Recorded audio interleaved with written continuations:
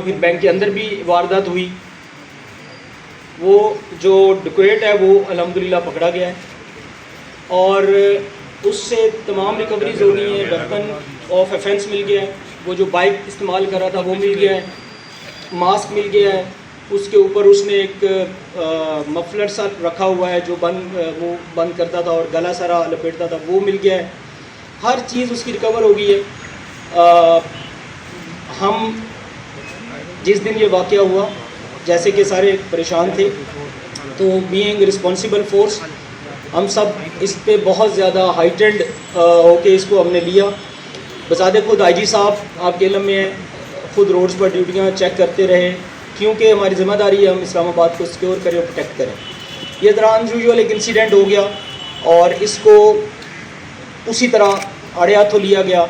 بہت محنت ہوئی پچھلے 4 دن, یعنی کہ 29 کو یہ واقعہ ہوتا ہے. 29 کی شام کو آپ لے لیں, 30, 31, 1, 2, 3, آج چوتھا دن, یعنی کہ آج 4 ہے, 4 نومبر ہے.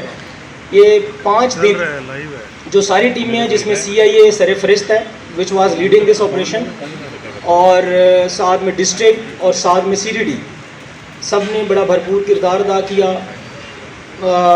کیمروں کی مدد سے, ڈیجیٹل سرویلنس کی مدد سے, ڈیٹا انالیسز کی مدد سے. اور ڈیٹا انالیسز میں آپ کو بتاؤں کہ آلموسٹ پچھلے 3 مہینے کا جو ڈیٹا تھا اس کے برابر کا ہم نے یہ 3 دن کے اندر ڈیٹا انالیسز کیا.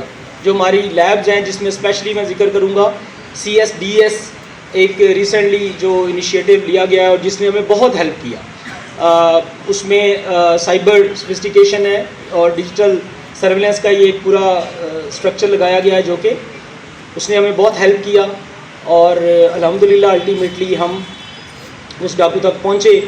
آج صبح کے وقت اس کو باقاعدہ پھر اریسٹ کیا, انٹروگیشن کی, چیزیں کنفرم کی, ویریفائی کی. یہ ایک 24 سال کا لڑکا ہے اور بیسیکلی سرگودا کا رہنے والا ہے, ایک گاؤں کا ہے, الٹریٹ ٹائپ ہے, میٹرک پاس کہتا ہے وہ ہے.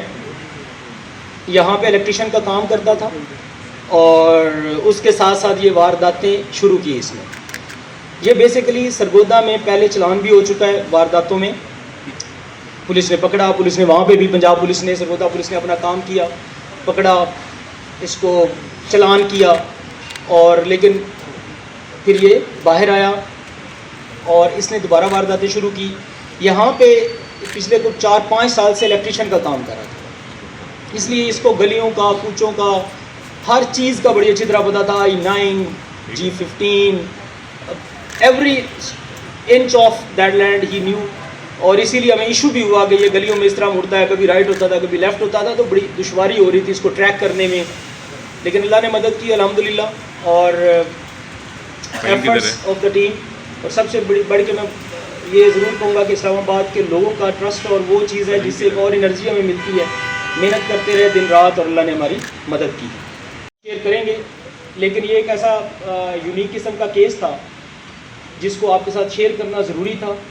اور یہ آؤٹ آف بلو اس سے پوچھا کہ ایک واردات اس طرح جو واردات کی ہے تو جیسے فلموں سے انسپائرڈ ہوتا ہے وہ والا, اور ایک الٹریٹ انسان جو ڈیرینج, جو mentally is kind of but سک, جا کے اندھا فائرنگ کر دینی, فائر کر کے پھر چلے جانا اور پھر آ جانا, اور ایک دن میں 2 جگہ پہ فائرنگ کر رہے ہیں.